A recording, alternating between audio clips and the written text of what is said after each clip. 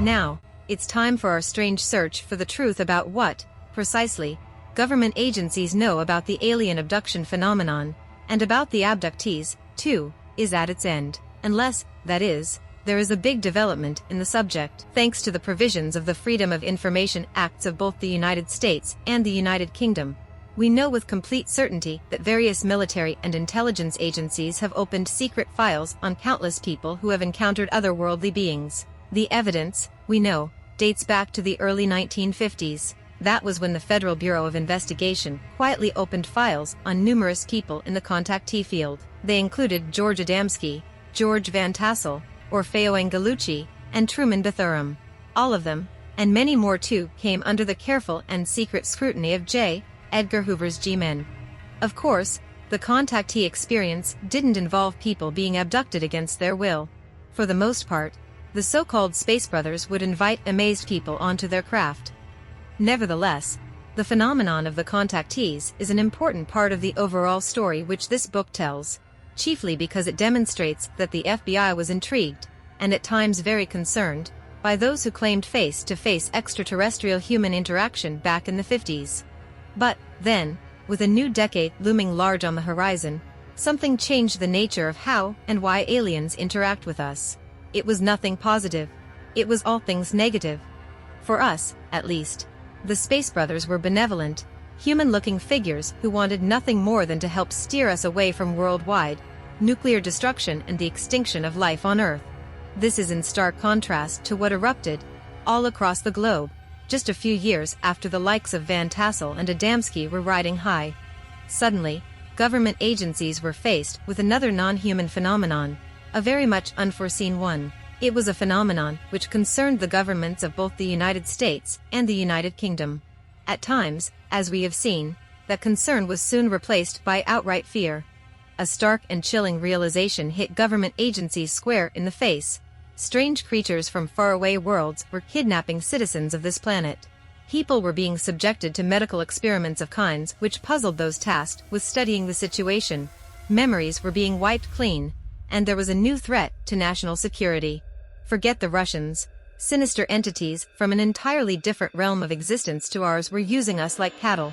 And, in the very early days, when the Betty and Barney Hill saga reached the media and the public, it seemed that nothing could be done to bring the onslaught to an end. Indeed, not only were government agencies confused and vulnerable to the activities of the new gang in town, they were hit by a terrible realization that they were unable to do anything about the growing intrusion in our very midst. In other words, in the early years of the alien enigma, agencies were still very much in the dark, doing their utmost to come to grips with something that overwhelmingly baffled them. The military was used to dealing with enemies that wanted to destroy us. The United States government knew that the Soviets were a major threat, and they knew how to handle them, in just the same way that the Soviets knew how to handle the Western world. The problem, as we have seen, though, is that the gray abductors didn't act like regular enemies. They didn't attack us, they didn't destroy our cities in Independence Day style, and they never landed on the White House lawn and demanded worldwide surrender. Rather, they acted in a stealthy, odd way which agencies, particularly the military, had a hard time coming to grips with.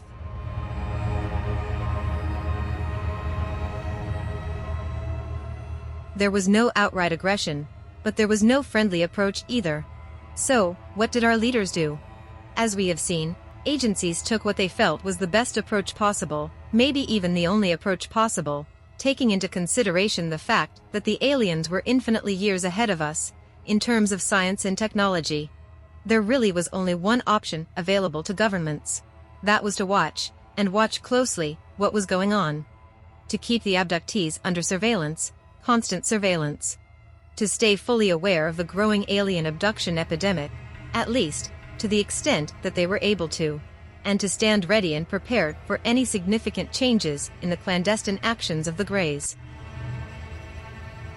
This is why, as the 1960s became the 1970s, we saw the rise of the black helicopter and, as we have seen, it was in the early 1970s that elements of the government secretly assigned a significant budget towards creating helicopter-based quick reaction teams that could respond to alien abduction events and monitor the homes of abductees across the United States. The project even used those same helicopters to try and figure out the connection between abductions and the cattle mutilation phenomenon. That encounters involving alien abductees and those mysterious helicopters are still being reported is a very good indication that this particular kind of aerial surveillance is still very much afoot, and, as the 1970s progressed and finally spilled over into the 1980s, we saw even more disturbing trends in the domain of alien abductions. People began reporting that they had been implanted by the aliens. They could feel the implants just under their skin. But, implanted with what, exactly? Small devices that, potentially, could monitor the movements of people, all across the United States and at any given moment. The fears were amplified when the government got wind that some abductees were also speculating that the Greys were planning to use the implanted victims of abduction in certain future events. The worrying inference was that possibly tens of thousands of abductees, maybe even more than that, would, one day, suddenly be turned on and used to sabotage the infrastructure of the United States, Manchurian candidates following the orders of their alien overlords, and in a slave-like style, as a result of those mysterious devices buried under their skin. Images and thoughts of something fairly close to a real-life version of the classic 1956 movie, Invasion of the Body Snatchers, were surely not too far behind. There can be very little doubt at all that it was the rise of the implants angle which led the military and the intelligence world to take yet another step forward in the fight against the abduction phenomenon. That step was the dawning of the MILABs, the military's very own abductions. If the government couldn't get the answers to what was really going on, by keeping a close watch on the UFO phenomenon itself, then they would take things a step or several further. In fact, not just a step or two, but a series of gigantic leaps. The time finally came when the government decided to speak with the abductees directly. As we have seen, such quiet and tactful approaches certainly occurred to a very small degree in the 1960s. But, decades later, things were very much different, and things were getting weirder too. Alien abductees didn't have to just worry about being kidnapped by aliens. Now, they also had to deal with the military abducting them, and, in much the same way that the Greys would routinely wipe out people's memories, so those running the MILABs programs also used mind-altering technologies and drugs to get just about all of the information they needed from the abductees. By hook or by crook, they were going to get the answers. No wonder that so many alien abductees feel like they are being used. They are, and in multiple ways and by two groups with very different agendas, aliens and our very own government. Let's not forget that there is an even stranger aspect to the MILABs controversy, an almost unbelievable one. It's the issue of MILABs teams fabricating abduction events, such as the trauma-filled Charles Hickson Calvin Parker abduction late one night in October 1973 in Mississippi, to try and place the aliens in an even more dangerous light than they already seem to be, or, in the Brazilian affair of Antonio Vilas Boas in October 1957, to make the whole abduction issue appear utterly ridiculous by bringing the issue of wild alien human sex into the equation. As we have seen, many researchers of the UFO issue outright dismissed the Vilas Boas story when it first surfaced, which was exactly what the government wanted: keep ufologists from investigating the real abductions, by trying to convince those same ufologists that all of the tales of alien abduction and sex with extraterrestrials were ludicrous and the works of hoaxers. Things became even more worrying, from the government's perspective, when the issue of the human soul became a major factor in far more than a few alien abduction experiences.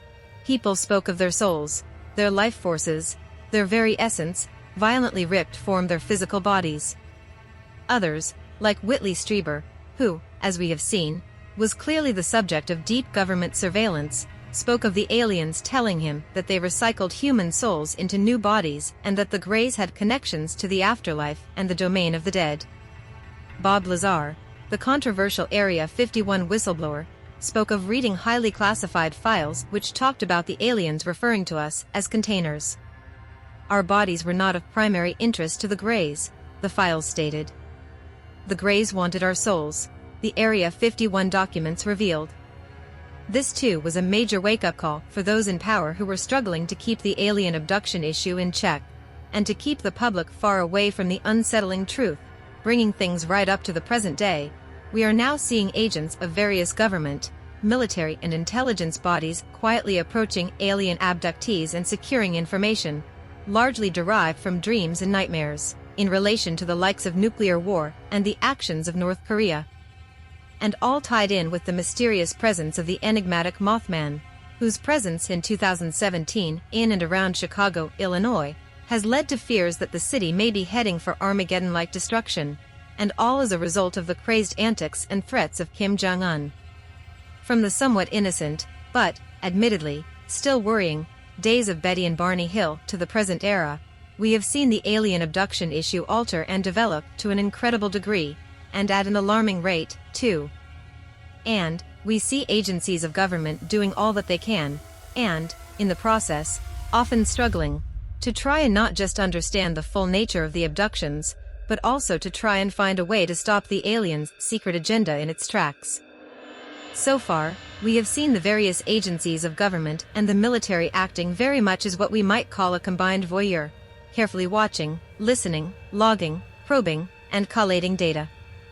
How many secret files on alien abductees might be stored in vast warehouses, or in underground vaults, across not just the United States but the world itself, is anyone's guess.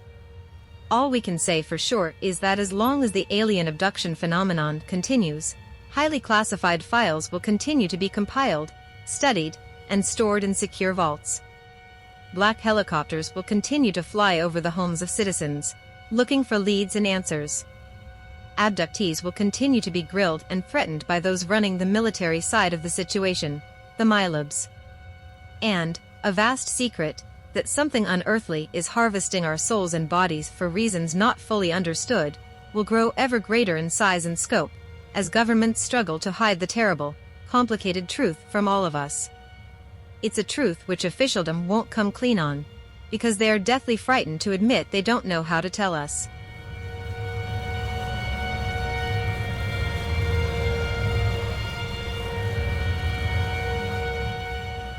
I hope you enjoyed this video. Please like and subscribe to support this kind of content.